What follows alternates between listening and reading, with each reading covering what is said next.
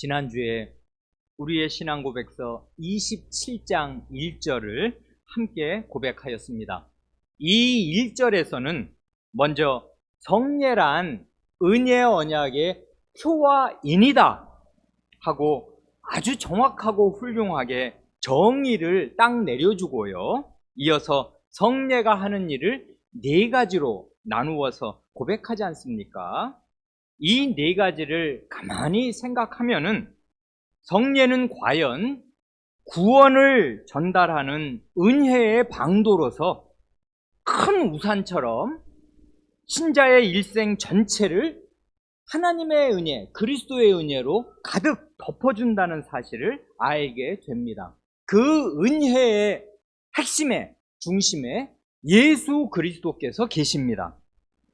성례는 첫째, 그리스도와 그리스도의 은혜를 나타내고 표하고, 둘째, 신자인 내가 은혜로 가득하신 그 그리스도와 하나로 연합된다는 사실을 확정합니다.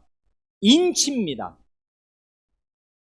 셋째로는 내가 세상 나라에 속한 사람이 아니라 그리스도인이다. 곧 그리스도의 교회에 속한 교인이요 하나님 나라에 속한 하나님 나라 백성이다 하는 사실을 나타내고 표하고, 마지막 넷째로 그리스도인답게 살겠노라고 맹세하고 서약하는 인치는 예식입니다. 근데 이게 신자의 일생 아니에요? 은혜 언약으로 감싸인 일생, 은혜 언약의 핵심인 그리스도 안에서 걷는 일생, 이걸 성례가 요약해서 그 간단한 예식으로 보여주고 표하고 도장을 꾹 찍어준다 그거지 않습니까? 굉장히 좋습니다. 이해가 깊어요. 그리고 아름다운 언어로 잘 고백하였습니다. 오늘은 그 다음 27장 2절을 이제 고백할 텐데요. 주관적으로 제가 개인적으로 느낄 때 이제까지 우리가 1장서부터 27장까지 배워오는 중에 요 2절이 한 절로는 가장 어려운 절 같습니다. 암초예요, 말하자면. 일단 이 2절은 말 자체를 이해하기가 어렵고요. 도대체 왜 이런 고백을 할 필요가 있는지를 이해하는 것도 쉽지가 않습니다. 그래, 설명이 필요할 것입니다. 일단 고백을 하고 나서 이제 살펴보기로 합니다. 27장 2절, 각 성례마다, 시작, 각 성례마다 표와 그 표시된 것 사이에는 신령한 관계 또는 성례전적 연합이 있습니다. 따라서 표의 이름과 효력은 그 표시된 것으로 말미암습니다. 이해되십니까? 이거 러시아 말 아니면 우간단 말이죠. 분명히 한글인데 내가 한글을 깨친 사람인데 이게 뭔 말이냐? 왜 이런 고백을 해야 하냐? 아마 그러실지 모르겠습니다. 자, 이제 앞으로 5분 동안 성도 여러분 머리에 쥐가 날 것입니다. 정신을 집중하고 잘 들으시기를 바랍니다. 왜냐하면 지난 2016년 12월 성찬 때 하이델베르크 요리문답 78문 그 주보 3쪽 맨 아래에 실어드린 것 말이에요. 여기 하이델베르크 요리문답 78문을 해설하면서 거기에 나오는 성례적 용어, 성례전적 용어라는 말을 설명을 드렸는데, 그때 반응이 우리 교회에서 아마 귀가 가장 좋은 축에 속할 성도의 반응이 어렵다 하는 것이었습니다. 그게 6년 전, 만 6년이 지난 얘기라고요. 그러니까요, 앞으로 오늘을 요 5분을 놓치면 앞으로 몇 년이 지나야 이 얘기를 다시 듣고 그게 그거였어? 하고 이해하게 될지 모릅니다. 그래, 진짜 이제 가면 언제 오나입니다. 날이면 날마다 오는 게 아닙니다. 그러니 이번 설명 잘 들으시고서 한 5분 동안 마음을 기울여서 경청하셔서 성례전적 그 연합, 성례적 용어라는 말이 도대체 뭐냐, 이걸 잘 이해하시기를 바랍니다. 이게 교회사의 응축이에요. 16세기, 17세기에 가장 뜨거웠던 논쟁의 최종 결론을 한 단어로 압축하면 바로 이것입니다. 그러니 이해하기가 어렵죠. 이제 이게 문장으로는 2문장밖에 안 되잖아요. 그러니까 일단 요 문면, 뭐냐 이거 하는 그 문면을 한 단어 한 단어 살펴보지요.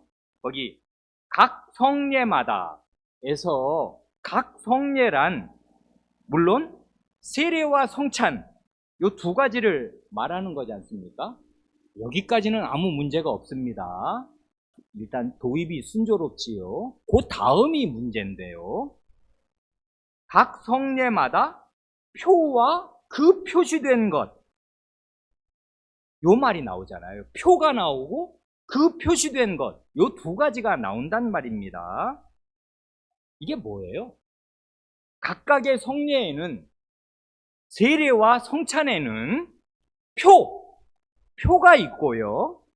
그 표가 실제로 표시하고 가리키는, 말하자면 내용이랄까, 실체가 있는데 그 실체를 가리켜서, 내용을 가리켜서 그 표시된 것이라 한 것입니다. 표가 있으면 그 표가 가리키는 그 내용, 알맹이가 있을 거 아니에요. 그래서 표와 그 표시된 것, 표와 알맹이, 형식과 내용, 상징과 실체, 요 2가지가 있다 이것입니다.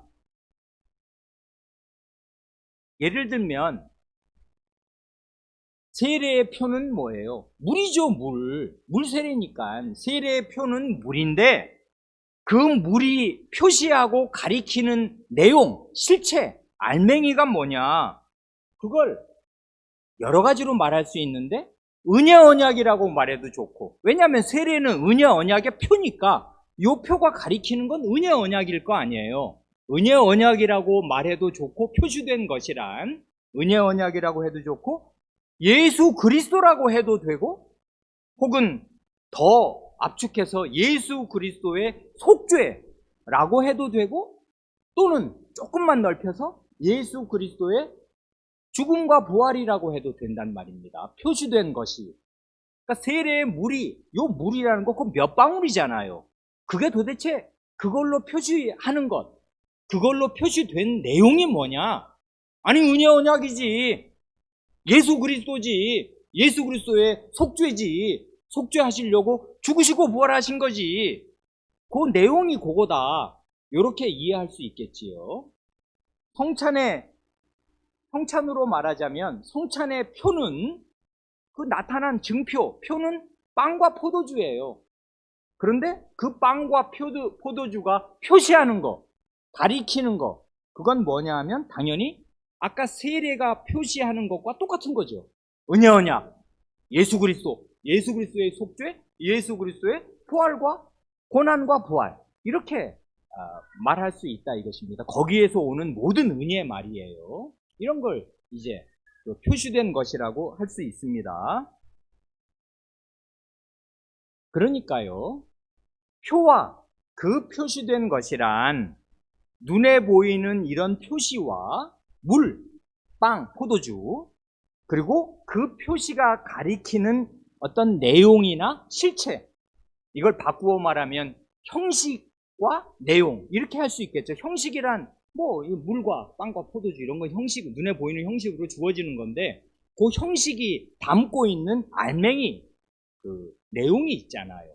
이래도 좋고, 상징과 실체라고 해도 좋습니다. 뭘 상징하는 그 상징이 주어지는데, 그건 눈에 보여, 상징이니까. 그런데 그 상징하는 그 알맹이, 실체가 뭐냐 하면 요런 것들이다, 그런 것입니다. 그냥 우리 어린아이들 알기 쉽게 얘기하면, 예를 들어 국회의원에 당선된 것을 가리켜서 흔히 하는 말이 뭐냐면 금배지 달았다 그러잖아요. 금배지는 상징이며 표이고 형식이잖아요. 배지 자체가 뭘 일하는 건 아니니까. 그런데 금배지는 아무나 다나. 선거에서 당선된 사람이 금배지를 딱 달아요. 정말 노랗고 반짝반짝하면서 무궁화 무늬, 오각형 무늬에다가 가운데 그 뭐 한자로, 옛날 같으면, 요즘엔 어떻게 색인지 모르겠는데 옛날에는 그 나라 국자가 이렇게 가운데 혹자 같은 게 거기 쏙 들어가 있잖아요. 국회의원 금배지 말이에요. 그러니까 금배지가 표요, 형식이요, 상징이라면은 그 금배지로 표시되는 건 뭐예요? 내용이 뭐예요? 그건 국회의원의 권한, 국회의원의 자격, 국회의원의 입법활동, 의정활동, 이런 걸 다 포함해서 금배지 달았다. 이제 그렇게 말하는 거 아니겠습니까? 그러니까 이런 말들을 사회에서도, 일반 생활에서도 한단 말입니다. 상징이 있고 상징이 가리키는 실체가 있어요. 중요한 게 그 다음 말이에요. 이게 결정적으로 중요해요. 이 말을 놓치면 그냥 꽝입니다. 다 놓치는 거라고요. 그 다음 말이 뭐예요? 성례의 표와 그 표시된 것 사이에, 즉 성례의 형식과 내용 사이에, 성례가 보여주는 상징과 실체 사이에 뭐가 있냐 하면 신령한 관계 혹은 성례전적 연합이 있다 이것입니다. 이 말을 이해하는 게 무지하게 어렵지요. 신령한 관계란 뭐예요? 성경에서 신령하다는 말이 나오면 다 말을 바꾸면 되는데 성신적이다 그 말입니다. 뭐 신령이란 우리가 밥 먹고 사는 거는 다 물질적인 거고 육적인 거고 영적인 게 영적인 영어 한번 보셨어요? 영혼이 어디 있어요? 우리 영혼 보신 적 있어요? 안 보이죠? 그러는 거 말하는 거 아니란 말입니다.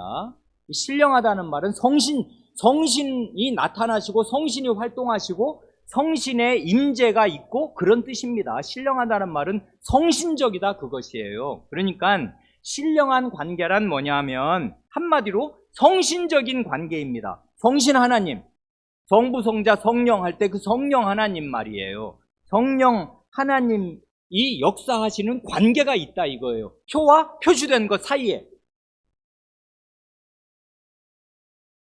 이걸 전문용어로 성례전적 연합이라고 하는 것입니다. 두 가지가 연합되어 있는데 성례에서는 특별하게 이 두 가지가 뭐와 뭐가, 형식과 내용이, 상징과 실체가 빵과 포도주가 가리키는 그 은혜의 핵심이 희한하게 연합되어 있다 이것이에요. 아주 신비하게 연합되어 있어요. 그 연합이란 간단히 말하면 합치는 거잖아요. 서로 합치는 거. 뭐와 뭐가 합쳐지는 거예요? 성례, 곧 세례 예식과 성찬 예식의 형식과 내용이 합쳐지고 상징과 실체가 서로 분리되지 않도록 살아계신 성신 하나님께서 그 둘을 늘 연결시키시고 연합시켜 놓으신다. 요게 성례의 핵심이다. 요겁니다. 그러니까 성례, 세례와 성찬이 베풀어지는 자리에서 성신이 안 계시면 그럼 어떻게 되는 거예요? 꽝이지, 꽝. 그러면 그 형식이 표시하는 내용이 전달될 리가 없는 것이에요. 그럼 인간의 종교 행사에 지나지 않는 거예요. 안 믿는 사람들 차례가 뭔지 아시죠? 제사랑은 다른 거지 않습니까? 설이나 추석 때 이제 큰 명절이 왔습니다. 조상님 하는 게 그 차례, 그 사람들 차례 지내는 거잖아요. 귀신이 되어서 자기 이제 여기 이 설 명절 때 큰 잔치니까 온다고, 제삿날은 그 양반 돌아가신 그 기일에 찾아온다 그것이고요. 그런데 오긴 뭐가 와요? 안 와요. 지옥에 있는데 어떻게 와요? 못 오거든. 그런데 그냥 그렇게 해. 아무 뜻도 없는 거지. 그런데 성례는 그런 식의 차례 지내는 거랑 완전히 다른 거예요. 근데 요 성신의 신비한 관계가 없으면, 신비한이 아니고 신령한 관계, 성신께서 역사하시는 이런 두 개를 묶어주시는 이런 관계가 없으면 성례는 아무것도 아니에요. 사람 목사가 아이한테 물 뿌려주고 세례 받는다고 물 뿌려주는 것 뿐이지 그게 뭐냔 말입니다. 아무것도 아닙니다. 그러니까 성신의 나타남과 성신의 그 역사, 성신께서 일하시는 그 활동이 엄청나게 중요하고 그게 성례의 거의 모든 것이에요. 은혜가 실제로 전달되는데 성신은 어떤 식으로 활동하시냐면 하나님께서 정해놓으신 요 표와 이 표가 가리키는 실제의 은혜가 연결되도록 계속 역사하고 계시기 때문에 이게 신령한 관계가 요 둘 사이에는 있고, 요거에 바로 성례적으로 요 두 가지가 연합된다, 붙어 있다, 이게 떨어질 수가 없는 거지. 해서 요런 걸 성례전적인 연합이라고 하는 것입니다. 자, 이제 지나셨는데 이제 좀 그 근육이 풀리셨습니까? 이해되셨어요? 이해가 안 되면 이게 큰일입니다. 앞으로 몇 년이 지나서 또 뭐 더 훌륭한 목사가 얼마나 더 알아듣기 쉽게 잘 설명해 줄지 모르겠는데, 그때를 기다리셔야 될 겁니다. 요런 신령한 관계가 형식과 내용 사이에 있고, 요런 걸 가리켜서 성례전적 연합이라고 하는데, 그 말을 알든 모르든 그런 건 상관없어요. 이런 신학 용어, 교리 용어를 알아야만 되는 거 아닙니다. 그렇지만 요게 뭘 뜻하는가 하는 그 내용은 자기 마음에 딱 붙들고 있어야 돼요. 그러지 못하면 미신에 떨어지거나 아니면 성례를 하나의 이름뿐인 형식으로 치워버린다고요, 마음속에서. 그러면 은혜를 못 받게 돼요. 그렇기 때문에 여기에서 고백하는 내용을 마음 가운데 잘 이해하고 있어야 합니다. 그래서 두 번째 문장이 나오는 거라고요. 뭐래요? 따라서 요런 신령한 관계와 성례전적 연합이 있기 때문에, 따라서 표의 이름과 효력, 표란 뭐예요? 물, 빵, 포도주, 그런 거 이름이 있잖아요. 그리고 거기에는 효력이 따라 붙어요. 이게 그냥 하는 게 아니고, 그냥 한다고 그냥 물 뿌린 효과만 나타나는 게 아니란 말입니다. 실제 효과가 나타나는데, 그 효력은 어디에서 오냐?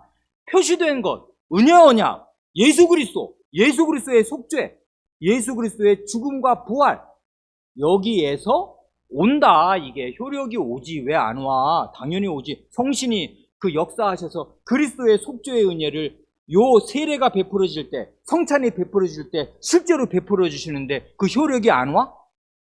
그러니까 요 두 개가 연합되어 있기 때문에 표가 신실하게 하나님의 말씀을 따라 실시될 때, 행해질 때마다 효력이 따라와요. 내용이 원래 있는 거니까. 그리고 그 내용은 삼위 하나님이 이걸 위해서, 그때 지난주에 강조해서 말씀드린 대로 인간적인 용어로 표현하면 하나님이 자기의 모든 걸 거셨거든요. 목숨을 걸으셨어요. 아드님이 여기에다 자기 피를 뿌렸어. 그리고 성신님이 이를 위해서 내려오셨어. 그런데 효력이 없을 수가 있어요? 말도 안 되는 거죠. 그럼 하나님 안 계신 거지, 효력이 없으면. 그러니까 반드시 효력이 있는데, 표에 효력이 있어요. 왜 있어요? 그 표시된 것으로 말미암아 그 은혜를 주실 은혜의 내용이 이미 마련이 됐거든. 예수님으로 말미암아서 요 마련된 은혜를 어떤 식으로 전달해 줄 거냐 하는 그 전달 방식을 표로 하나님이 정해 놓으셨으니, 요런 전달 방식을 취할 때 은혜가 전달이 안 되냐 이 말이에요. 된다 이겁니다, 지금 이게. 그런데 여기에서 말입니다. 이제 이게 굉장히 요 균형을 잡는 게 엄청 중요한데, 요 균형을 잡기가 대단히 어렵습니다.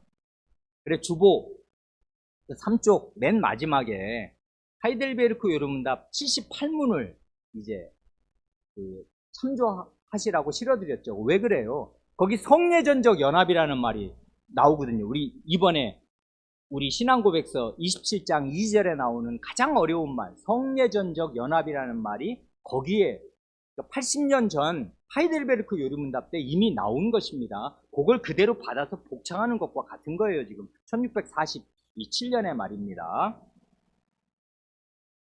거기 78문에 뭐랍니까? 이건 성찬에 대해서 하는 말인데, 그 답을 보면은 성찬만 얘기하는 게 아니라 세례를 언급하거든요. 왜냐하면 성례전적 연합은 세례와 성찬에 다 적용되는 거니까 그런 거예요. 이거 한번 보면 어때요? 떡과 포도주가, 하이델베르크 요리문답 78문, 떡과 포도주가 그리스도의 실제 몸과 피로 변합니까? 답? 아닙니다. 세례의 물, 요 세례의 표지, 요건 세례의 물이 그리스도의 피로 변하는 것도 아니고 죄 씻음 자체도 아니며, 단지 하나님께서 주신 표와 확증은 이건 인이니까 표와 인인 것처럼 주의 만찬의 떡도 그리스도의 실제 몸으로 변하는 것은 아닙니다. 그런데도 성찬의 떡을 그리스도의 몸이라고 하는 것은 성례의 본질을 나타내는 성례적 용어, 요 똑같은 말이 성례전적 용어입니다. 한단 말입니다. 요 성례적 용어, 성례전적 성례 예식의 용어, 성례 예식에 특별히 나타나는 요 용어, 형식과 내용의 연합, 형식과 내용의 일치, 그 두 개를 막 섞어서 혼용하는 이런 굉장한 그 일치성, 이런 게 성례적 용어인데, 이런 걸 성례전적 연합이라고 해도 좋고, 우리 신앙고백서에서는 이런 걸 성례전적 연합이라고 말했고, 하이델베르크 교림답에서는 성례적 용어라고 말하잖아요. 이런 말이 종교개혁 시대와 그 직후 시대, 16세기와 17세기에 아주 뜨거운 감자였던 성찬 논쟁을 거치면서 얻은 깨달음을 한마디로 집약한 말이 있어요. 그러니까 이 개혁신앙을 이렇게 바르게 정립한다는 게 결코 쉬운 일이 아니었어요. 로마 교회와 성찬에 관해서 굉장히 치열한 논쟁을, 그 당대 로마 교회는 전 유럽을 꽉 잡고 있으니까 전 유럽의 네로라 하는 최고 학자와 성찬 논쟁을 치열하게 벌이고, 그러고 나서 저건 아니다 하고서 선을 긋고서 개혁 진영의 성찬 에 관한 바른 교리를 정립하려고 할 때 개혁 진영 안에도 대단히 아쉽게도 루터 교회와 성찬에 관한 이해가 굉장히 달랐습니다. 그래서 이런 루터 교회와도 치열한 논쟁을 벌이지 않을 수가 없었어요. 이건 불행한 일입니다. 요 불행이 바로 요 불행을 겪으면서 전쟁도 치르면서 결국은 그리스도의 교회, 성신의 인도를 받은 그리스도의 교회가 하나님의 말씀을 바르게 깨닫고, 그러니까 성찬에 관한 모든 본문들을 진짜 죽기 살기로 읽은 것입니다. 이게 뭔 뜻이냐, 이게 뭔 뜻이냐 하면서 마지막으로 정리해낸 그 최종 결론이 형식과 내용 사이에, 표와 표시된 것 사이에는 신령한 관계가 있고 성례전적 연합이 있는 거다. 이렇게 이 말을 정리하면서 이제 이 논쟁에 관한 우리의 입장을 정리한 것이에요. 그러니까 이건 굉장히 긴 역사를 담고 있는 굉장히 좋은 고백인데, 일단 우리 말이 어렵습니다. 말이 어려워. 그러니까 이거 읽으면 마음에 와닿지가 않아. 근데 와 닿아야 돼요. 이걸 잘 깨달아야 이제 그릇된 데 빠지지 않는단 말입니다. 여기서 가장 주의할 점이 있습니다. 그게 뭐냐면 성례의 형식과 내용 사이에서 정확한 균형을 유지하는 거예요. 그 어린아이들은 그 접시저울 아는지 모르겠네요. 접시저울 알지요? 접시저울. 왜 양쪽에 접시가 두 개가 달려 있어가지고 보통 때는 딱 균형을 딱 유지하고 있잖아요. 그래서 얘가 몇 그램짜리냐를 알려면 뭐를 이렇게 예를 들면 다이아몬드 아니 뭐 금반지 요게 몇 돈짜리야 이런 걸 몇 그램짜리야를 알려면 금반지를 땡그랑 올려놓고 이제 이쪽에다가 저울추 뭐 이제 1g 단위로 이렇게 올려놔야, 그래서 이제 이게 이게 내려가면 아 이건 무게가 덜 된 거구나. 더 올려놓고 해서 균형을 딱 맞출 때 요게 이제 올려놓은 이 금반지 10개가 몇 그램이다 하는 게 정확히 나오겠지요. 그럴 때 그 균형, 접시 저울의 균형이라는 거는 떨리는 균형이잖아요. 왔다리 갔다리 해. 요렇게 갔다가 이게 이쪽이 확 기울면 그냥 쭈그러져 버려. 이쪽으로 넘어가면은 무게를 못 재는 거란 말입니다. 이 균형, 살 떨리는 균형이 이게 살얼음 같은 균형인데 엄청나게 중요한데, 이 균형을 놓친 사람들이 로마 교회와 루터 교회입니다. 이 균형 잡는 게 엄청 어려워요. 현대의 많은 신자들도 이 균형을 놓쳐요. 이게 균형을 유지하는 게 결코 쉬운 일이 아니에요. 현대교회, 로마교회, 루터교회가 실패한 지점이 바로 여기입니다. 그래, 대개의 사람들은 균형을 잃고서 요 양편 가운데 형식과 내용, 상징과 실체, 표와 표시된 것 사이에서 어느 한쪽으로 치우치기가 십상입니다. 십중팔구 그래요. 진리를 제대로 체득하고 그거를 깨닫고 있는다는 게 결코 쉬운 일이 아닙니다. 성례의 형식과 내용, 표와 표시된 것 중에서 로마교나 루터교는 표, 형식, 그 상징을 지나치게 붙들었습니다. 그래서 로마교는 아직까지도 종교개혁 시대 때 논쟁을 거친 지 정확히 500년이 지났는데도 똑같습니다. 지금 미사의 성찬에 대한 입장이 지금도 똑같아요. 그 오류에서 단 한 발도 벗어나지 않습니다. 그리고 미안한데 루터교도 똑같아요. 묵수하거든, 루터 선생은. 그 뒤로 성찬에 대한 입장이 똑같습니다. 이 현저하게 저울추가 기울어져 있는데 기울어진 걸 어떻게 바로잡아야 할지를 몰라요. 그냥 그러고 있습니다. 이 사람들은 표와 형식과 상징을 엄청 중시하면서 그걸 붙들어요. 반면에 그 시대의 어떤 사람들이나 현대의 많은 신자들은 형식이 다 뭔 소용이냐, 내용이 중요한 거지, 실체가 중요한 거지 하면서 표는 그저 형식일 뿐이고 상징일 뿐이라고 가볍게 여깁니다. 많은 그 현대 신자들이 그렇다고요. 왜냐하면 이런 형식 따지고 예식 따지고 이런 거 질색하거든요. 그런 건 다 필요 없다. 포스트 모더니즘 시대, 근대는 질서와 형식을 존중했다면 근대를 벗어난 사람들은 다 그런 거 뒤집어 엎고 싶은 것입니다. 그런 거 다 뭔 소용이냐, 다 그 예식이고 교회에서 무슨 격식이 갖춘 것 뿐인데 그런 건 다 허례허식이다, 필요 없다, 내용이 중요한 거지, 내가 믿으면 그만이지, 이렇게 생각한단 말입니다. 그래서 형식을 가벼이 여겨요. 표를 가벼이 여깁니다. 이건 성경 말씀, 하나님 말씀을 제대로 이해한 것이 아니고 성례의 표 자체를 하나님께서 직접 제정하셨다는 그 엄중하고 무거운 사실을 가볍게 여기는 거라고요. 무시하는 거라고요. 성례는 단순한 표, 상징에 지나지 않는 것이 아닙니다. 단순한 상징이 아니고 단순한 표가 아니에요, 성례는. 왜 그러냐면 그 표는 하나님의 약속을 담고 있어. 하나님 자신을 건 그 언약을 담고 있는 표인데 그 표가 그냥 형식에 지나지 않아요? 시시해? 어림도 없는 생각입니다. 그 표가 시행될 때마다, 그 표가 행사될 때마다 성신께서 충만하게 역사하는데 그게 그냥 형식에 불과해? 어림도 없는 생각이란 말입니다. 현대인의 생각, 많은 현대인의 생각, 그리고 그 당시에도 그렇게 생각하는 사람들이 있었어요. 이건 상징일 뿐이다. 의미를 취해야 한다. 물론 의미를 취해야 합니다. 그러나 그 의미를 전달하기 위해서 그 껍데기, 표 자체도 하나님이 정하셨거든요. 지난번에 유치한 예를 들었는데 왕이 자기를 표하든 자기의 아들을 표하든 여기 목걸이 장식을 반으로 뚝 잘라서 주었을 때 이게 난 줄 알아라든지 이게 내 아들인 줄 알아라, 나중에 궁궐로 돌아올 때 이걸 내밀면 이걸 내미는 사람이 10년 뒤에 돌아와도 지금 너는 5살인데 10년 뒤에 15살 때 돌아오면 네가 우리나라 보위를 이을 왕자인 줄 내가 알겠다 하고 표를 주면 그 표가 부러진 목걸이 장식 반토막이라고 해서 그걸 함부로 여기면 그 사람은 어떻게 되는 거예요? 보위가 날아가는 것입니다. 안 그래요? 그 표가 하나님이, 왕이 주신 표인데, 그리고 왕자를 입증할 표인데 그걸 함부로 여기고 이게 표가 뭐냐, 이게 뭐냐, 가치도 없다, 이걸 치워버린다. 그러면 걔는 왕자로 살 길도 없고 왕으로 복권될 길도 없는 거지 않습니까?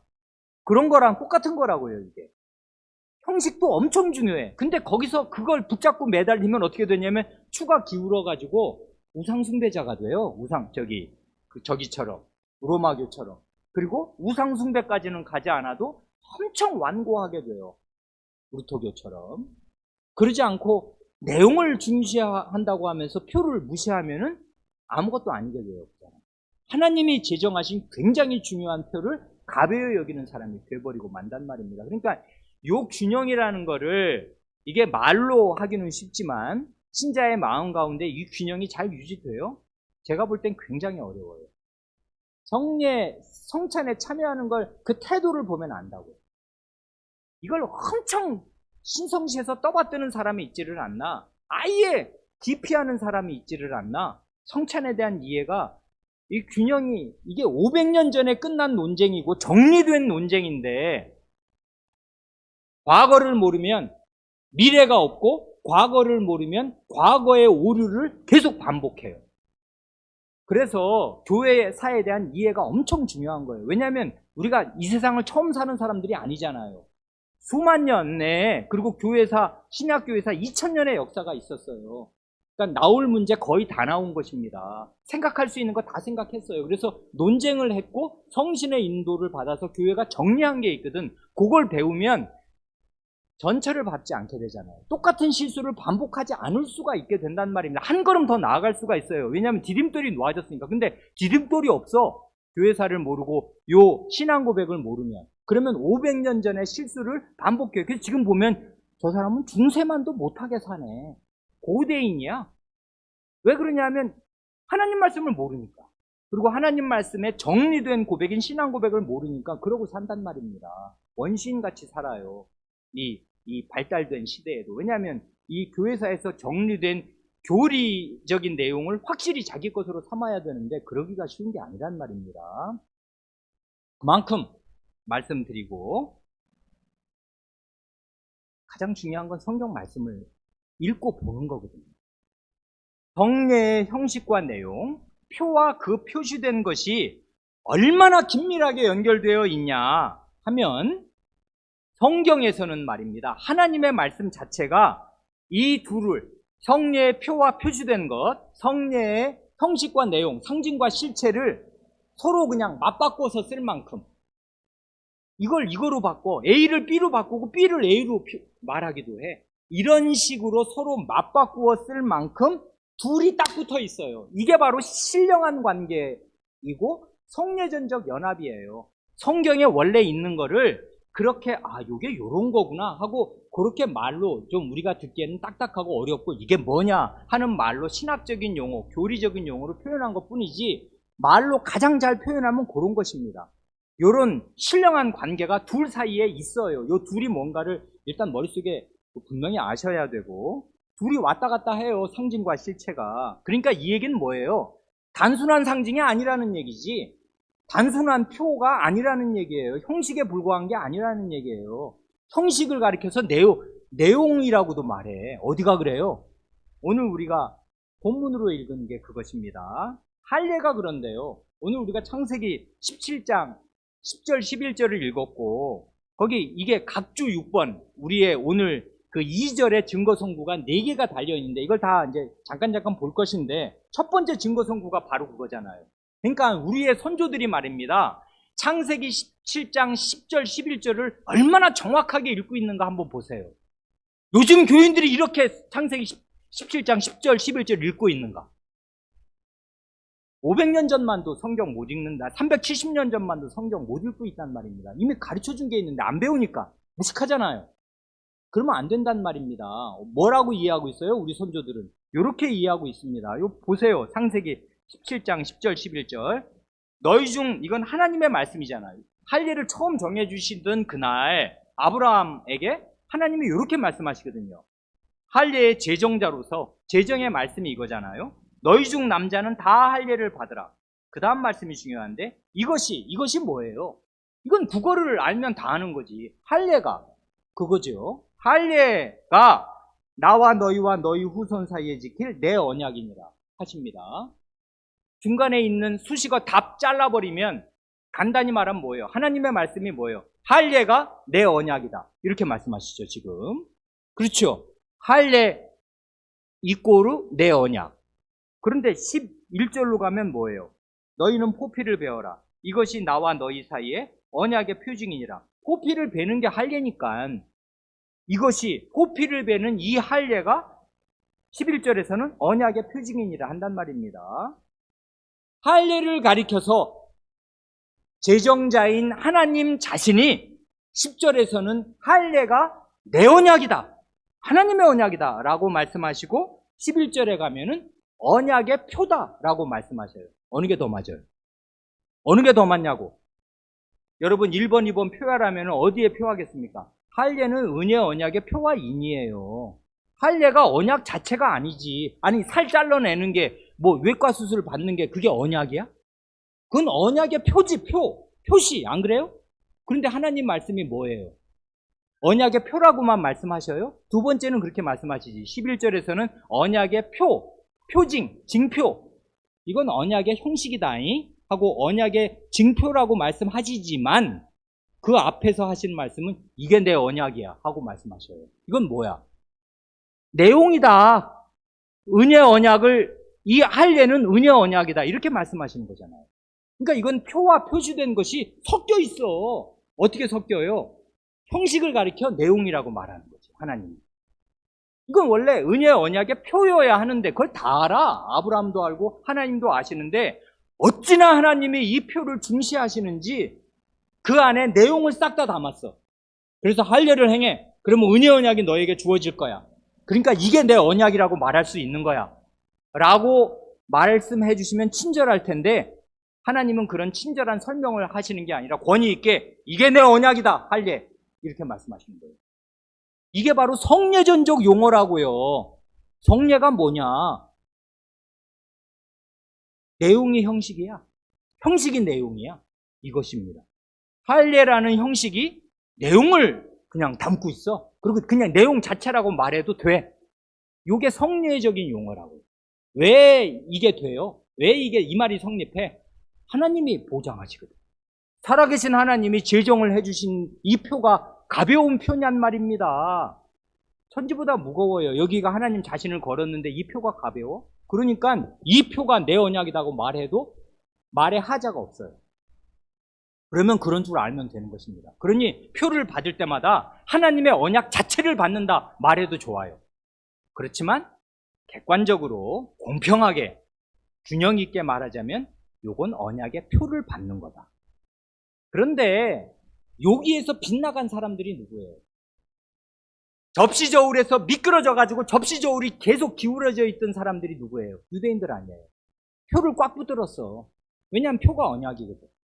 난 이 표를 받았어. 할례 받았어. 그러니 은혜 언약은 내 거야. 나는 하나님 나라 백성이야. 완전 보장됐어. 그랬는데 그 표가 가리키는 내용을 싹 잊어버리면서도 자기는 여전히 하나님 백성이라고 생각했습니다. 돌들만도 못하게 되었습니다. 차라리 돌들로 아브라함의 자손을 만드실 수 있다. 세례자 요한이 구약 역사를 정리하면서 단 한마디로 한 말이 그 말 아니에요. 너희는 속으로 아브라함이 우리 아버지라고, 아브라함이 우리 조상이라고 생각하지 말아라. 너희 같은 놈들을 상대한다면 하나님이 차라리 돌들을 가지고서 아브라함의 자손을 얼마든지 만들어낼 수 있다. 너희가 무슨 아브라함의 자손이냐? 사탄의 자식들이지. 이랬단 말입니다. 그 사람들이 할례 안 받았어요? 언약이 없어요? 살에 있어요, 언약이. 근데 형식을 붙들었거든.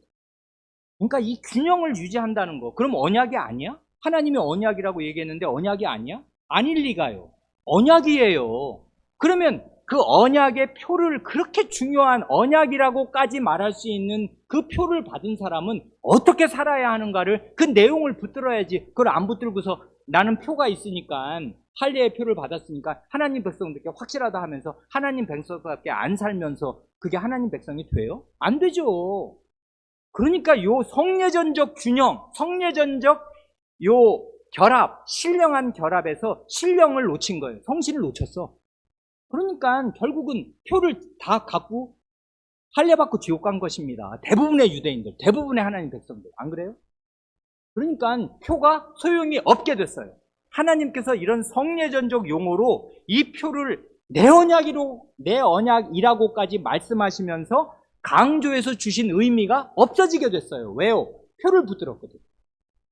표에서 언약을 붙들어야 되는데 표를 붙들었어. 그리고 마음에 안심했어.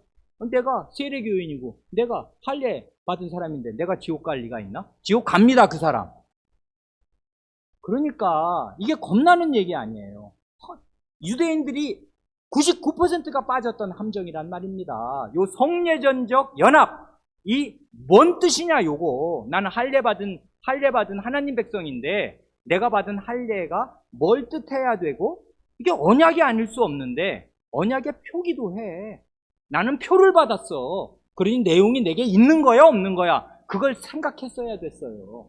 그러니까 이 형식과 내용 사이에 이 균형을 잡는다는 게, 유대인들이 이걸 잡은 거예요. 균형을 못 잡았어요. 미끄러졌다고. 다 접시적으로 해서 쭈루루 미끄러져서 지옥으로 간 것입니다. 대부분의 유대인들. 아직까지도 그러고 있잖아요, 그 사람들. 그러니 이게 쉬운 일이 아니에요. 여기, 그러니까 이 증거 선고를 단 우리의 조상들의 실력을 한번 보세요. 창세기 17장 10절에, 이건 언약의 표라고 해야 되는데 왜 언약이라고 말씀하시지? 정확히 짚어내서 이렇게 고백한 거란 말입니다. 할례에 해당되는 신약의 성례가 뭐예요? 어린이 여러분. 고등학생 있으면 큰 소리로 얘기하면 좋은데. 할례에 해당하는 신약의 성례가 뭐냐고요? 그걸 몰라? 세례죠, 세례. 마스크 쓰고 있어서 다 말이 안 들립니까?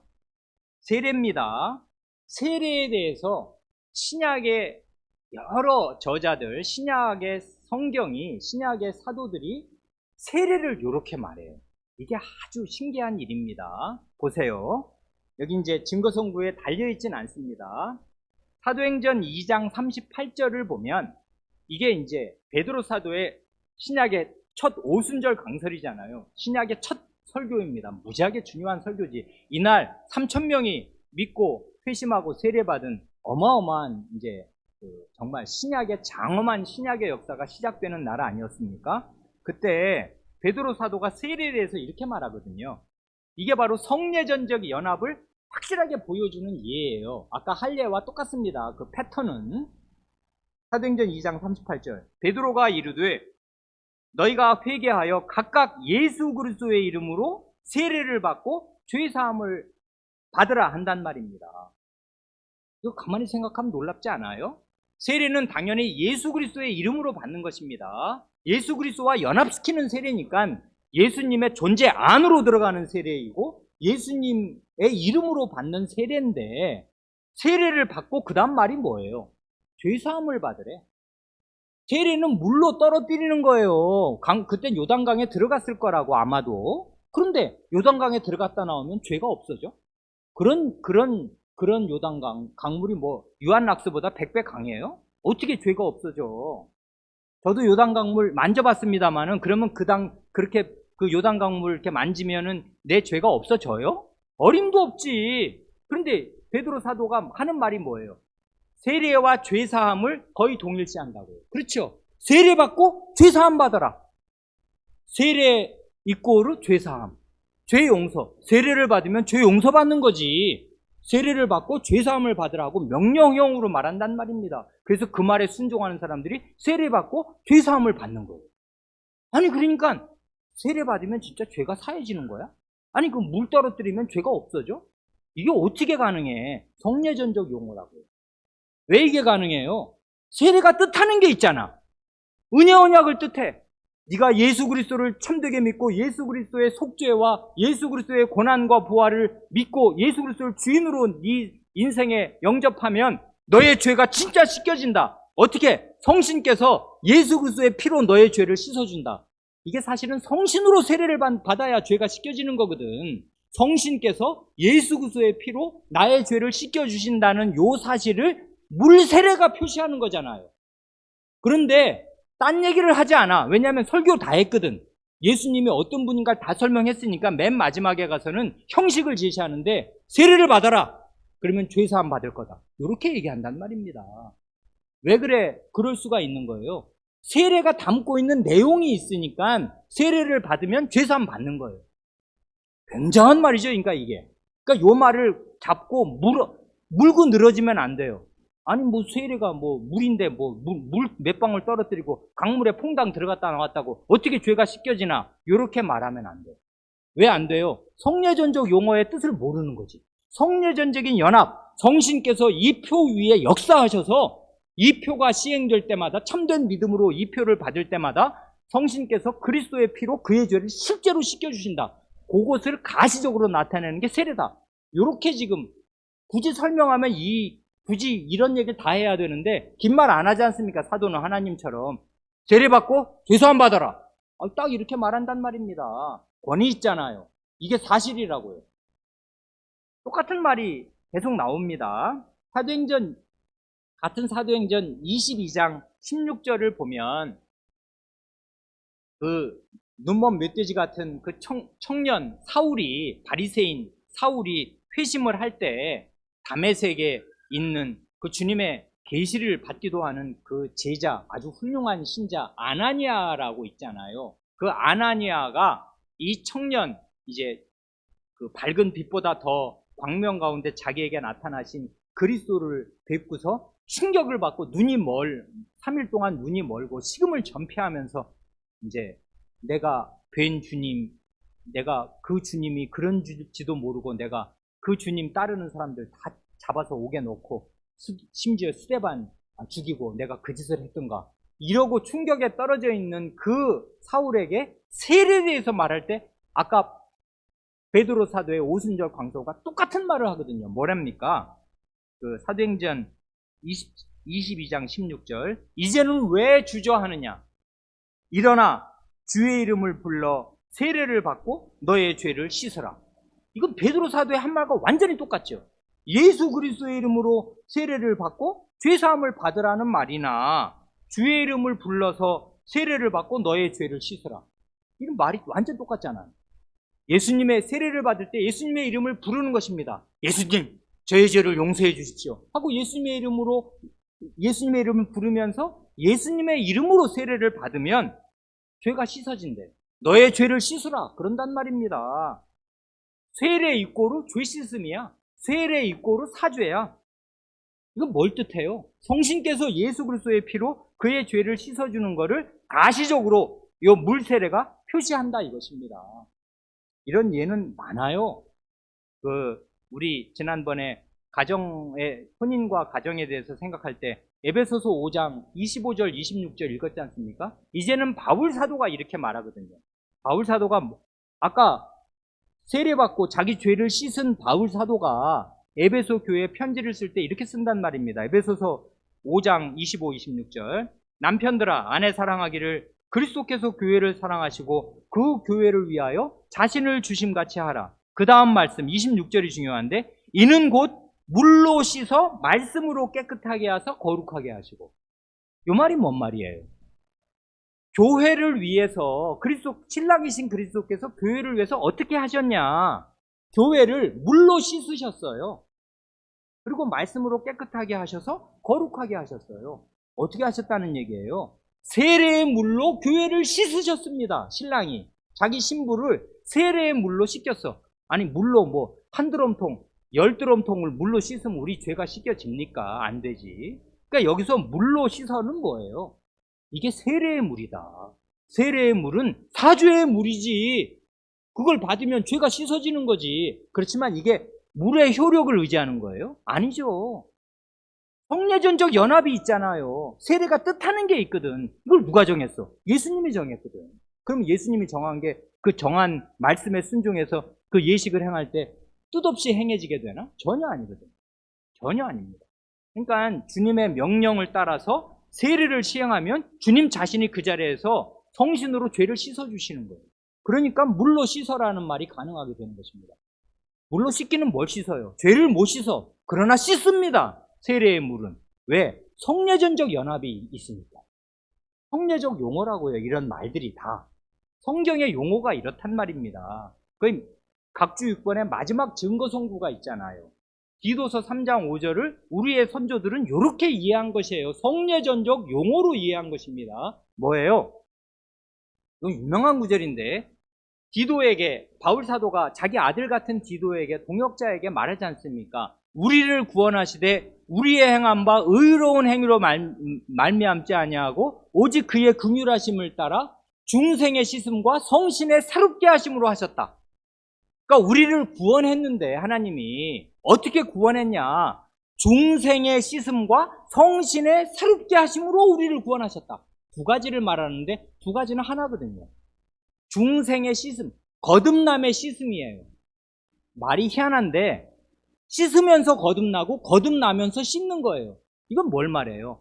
우리 선조들은 요거를 세례로 이해한 것입니다. 그래서 여기다 증거선고로 갖다 댄 거예요. 세례 받을 때 죄를 씻고 거듭난다. 그래서 중생의 씻음이에요. 이 씻는 건 세례를, 예식을 뜻하는 거니까. 죄를 씻어. 그래서 새롭게 거듭나. 이게 바로 성신의 새롭게 하심이에요. 성신이 새 사람으로 그 사람이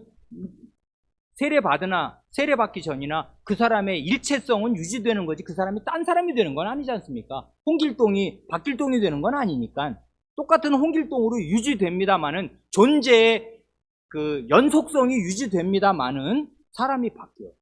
새 사람이 돼. 거듭난 사람이 돼. 어떻게? 두 가지를 말하잖아요. 씻음으로 성신으로. 이 두 가지는 함께거든. 그래서 신령한 관계가 있잖아요. 물로 씻어. 그 세례를 베풀면 물로 씻을 때 성신이 작용하셔서 성신이 그를 새롭게 하시고 거듭나게 하시는 걸 가리켜서 중생의 씻음, 거듭남의 씻음과 성신의 새롭게 하심이라고 아름다운 말로 표현한단 말입니다. 이런 게 성례적 용어라고요. 이해하셨나 모르겠네요. 제가 할 수 있는 최선으로 이 성경의 용어가 이래요. 그러니까 정말 우리는 세례 받을 때 중생했다 말해도 좋아요.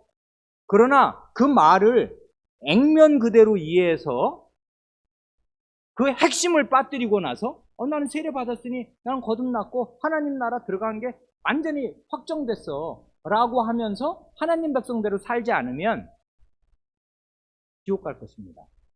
틀림없이.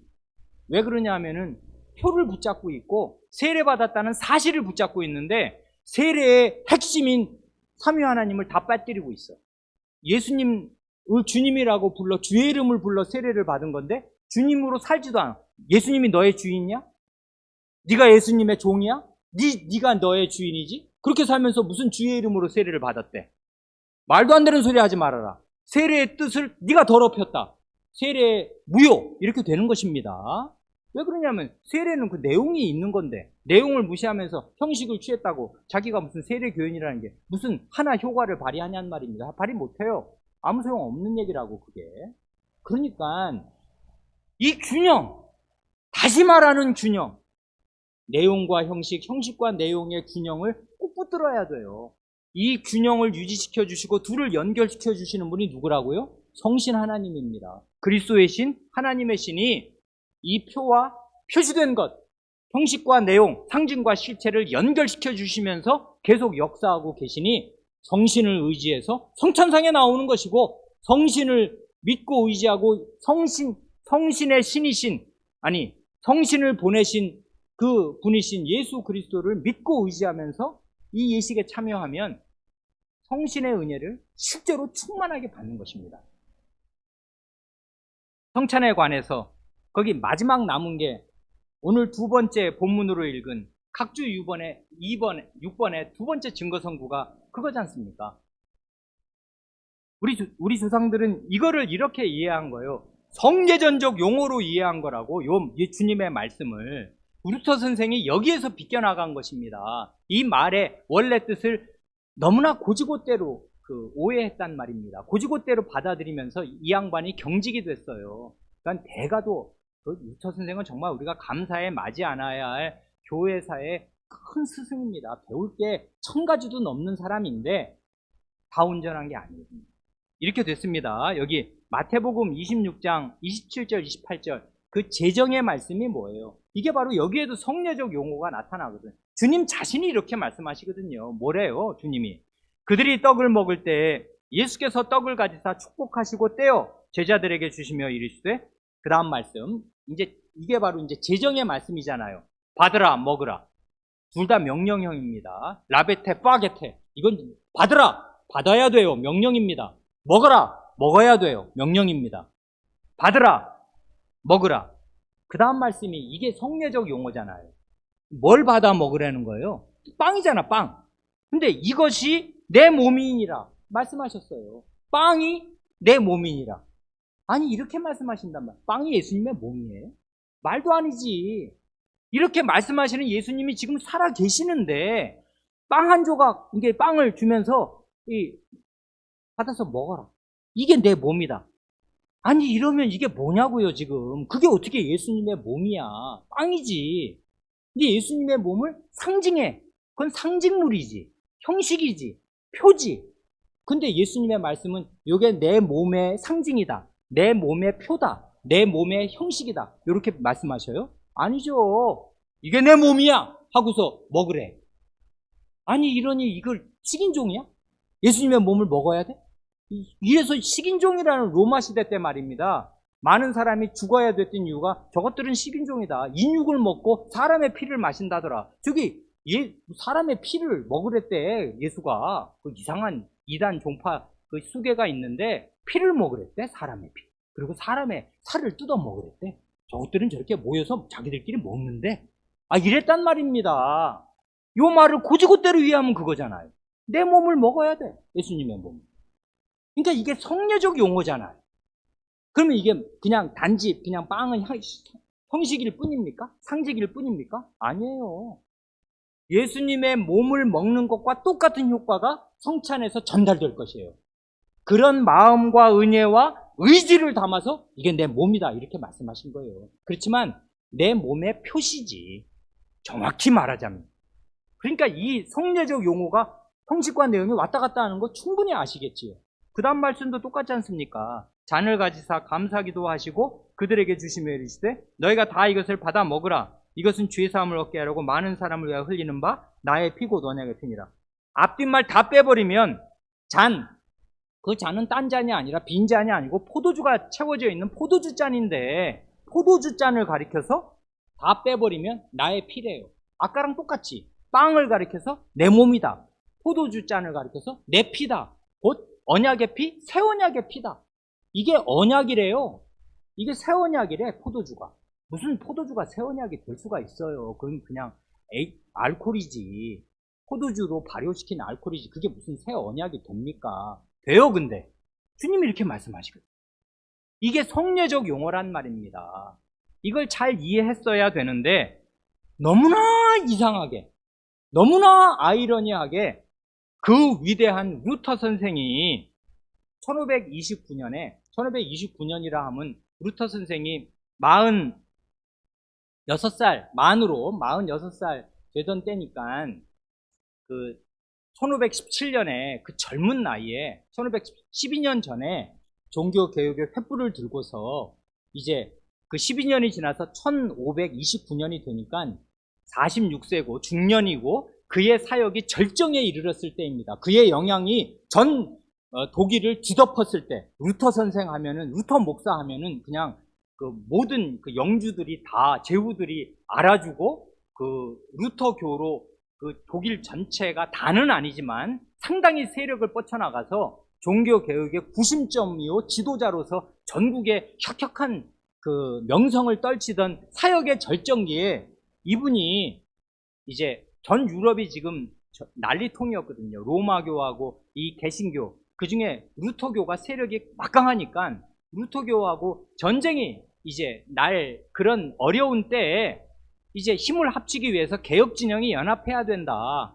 필요가 있었어요. 그래서 루터가 사는 그 독일의 영주, 헤세의 영주 필립공이 싸우면 안 된다. 우리 힘을 합쳐야지. 로마교가 전쟁을 이렇게 쳐들어오면 우리 한번 합쳐서 맞서야 되는데 스위스랑 우리 독일이랑 척을 지면은 어떻게 되냐. 어떻게든지 합의를 보자 해가지고 초대를 해요. 시빙글리 선생과 오이콜람 파디우스라고 스위스의 개혁자, 종교 개혁자들을 마르부르크라는 거기 그 프랑크푸르트라고 있잖아요. 그 한참 위에 독일 중부에 마르부르크라고 있거든요. 자기네 영지로 안전 통행증을 주면서 요 찌빙글리 선생과 그의 개혁 진영을 스위스의 개혁 진영을 초대하고 루터 선생은 독일 사람이니까 오시라 해가지고 회담 자리를 영주가 마련해 주면서 합의를 보시라. 루터교와는 로마교와는 다르지만 개혁 진영의 합의를 봐야 될 거 아니냐. 그래서 합의를 보는데 15개의 교리의 합의를 보는데 14 교리가 다 오케이예요. 개혁 진영은 로마교와 달리 다 합의할 수 있어. 성삼위 하나님에 대해서 합의 못할 게 없거든. 1부터 14조항까지 다 합의를 하고 15조항이 마지막 선창조항인데 대부분의 조항이 합의합니다. 근데 마지막에 합의가 안 돼서 그 마르부르크 회의가 결렬이 돼요. 1529년에. 그리고 2년 뒤에 그 찌빙글리 선생이 제이차 카펠 전투에서 말하자면 전사합니다. 적군들에게, 용병들에게 이제 군목으로 활동하다가 죽고 그의 시체가 내동강이 나서 불태워지고 돼지의 재와 함께 뿌려진다고요. 저것은 이단이라고. 말하자면 순교를 한 셈인데 이 일이 있기 전, 그러니까 찌빙글리 선생이 47세로 죽는데 45세 때 루터 선생과 단판 회동을 벌일 때 루터 선생이 그 마르부르크 회의에서 식탁에다가 분필로 라틴어로 4단어를 씁니다. 라틴어로 쓰는데 이것이 내 몸이니라. This is my body. 그거를 라틴어로 쫙 써요. 쓰고 나서 그 말에서 한 발도 양보하지 않습니다. 그 말의 뜻이 뭐예요? 예수님이 성찬 제정 자리에서 이 빵을 가리켜서 This is my body. 이것이 내 몸이라고 말씀하셨으면 예수님의 몸 자체이지 어떻게 몸이 아니야? 뭐? 예수님의 몸을 상징하는 거라고? 이런 나쁜 놈들이 있나? 무슨 상징은? 몸이지! 예수님의 몸이 그 몸 자체이고, 몸이 그 안에 있고, 그 아래에 있고, 그 위에 있는, 함께 하는 거지. 예수님의 몸이지. 아니긴 뭐가 아냐? 믿음이 없는 것들. 그리고 인간의 생각대로 함부로 이렇게 저렇게 둘러대는 것들 하면서 강경한 태도를 유지했습니다. 그리고 나중에 찌빙글리가 이렇게 말하자면 전사했을 때 저런 믿음을 버린 자들은 죽어 마땅하다고 생각했어요. 끔찍한 오해를 한 것입니다. 하나님 말씀 이해하기가 쉬워요? 어려운 것이에요. 이것이 내 몸이니라 하는 이 성례전적인 용어라는 거, 그 용어에 힘이 있고 그게 몸이 아닌 게 아니야. 그리스도의 몸을 뜻하고 그 은혜가 올 거야. 그러나 그건 상징이지. 그건 형식이지. 그건 표지. 그게 표 자체가 예수님의 몸이 되나? 그러면 그걸 진짜로 예수님의 몸이라고 믿는 사람은 화채설, 로마교 우상 숭배자들이고 몸을 떠받들어. 그래서 이 빵을 떠받들고 다녀. 그런 사람 있질 않나? 그렇게까지는 안 가도 그 직전까지 간 것입니다. 루터 선생이. 왜 그래요? 중세의 마지막 아들이었거든요. 그래서 화채설에는 떨어지지 않으면서도 화채설과 사실상 아주 비슷한, 이거 그리스도의 몸 자체다. 성경이 그렇게 말하는데 무슨 딴소리를 해 하면서 거기서 한 발도 양보하지 않았어요. 고집을 부렸습니다. 대가가. 그러다 보니 회담이 결렬됐고 개혁 진영이 성찬으로 합의되지 못했어요. 이런 걸 너무나 그 당시 개혁자들이 안타까워하였습니다. 선생이 고집을 부립니다. 근데 그 고집을 꺾을 사람이 없었습니다. 이 사람은 위인이거든요. 이미 교회 내에서. 그런데 여전히 루터 교회는 그 생각을 계속 가지고 있는 거예요. 그러니 하나님 말씀 바르게 안다는 게 쉽습니까? 이런 모든 일을 겪은 우리의 선조들이 하이델베르크 요르분답에서 이건 성례적인 용어입니다. 그리고 웨스트민스터 신앙고백서에서 1647년에 이런 게 바로 성례전적인 연합입니다. 라고 고백하면서 루터를 뛰어넘는 것이에요. 당연히 로마교와 결별하는 것이고. 그러니까 이게 역사가 응축된 단어예요. 그리고 그냥 교회사 배우는 시간 아니지 않습니까? 하나님 말씀 배우는 시간은 성경을 배우자. 하나님 말씀이 뭐라고 가르치냐? 이런 성례전적 연합을 가르친다. 여기서 배워야 될 건 뭐냐? 형식과 내용의 균형을 유지하는 것인데 둘 다 꼭 붙잡는 거예요. 하나를 중시하면 하나가 경시되고 그러면 성경에서 이탈하는 것입니다. 그러니까 두 개의 균형을 잘 붙잡아야 돼요. 그러니까 요 2절이 엄청 처음에 읽으면 따분할지 모르지만 이게 엄청 중요한 고백이에요. 여기에 거의 모든 것이 걸려 있어요. 이걸 잘 이해하셨기를 바랍니다. 기도하겠습니다.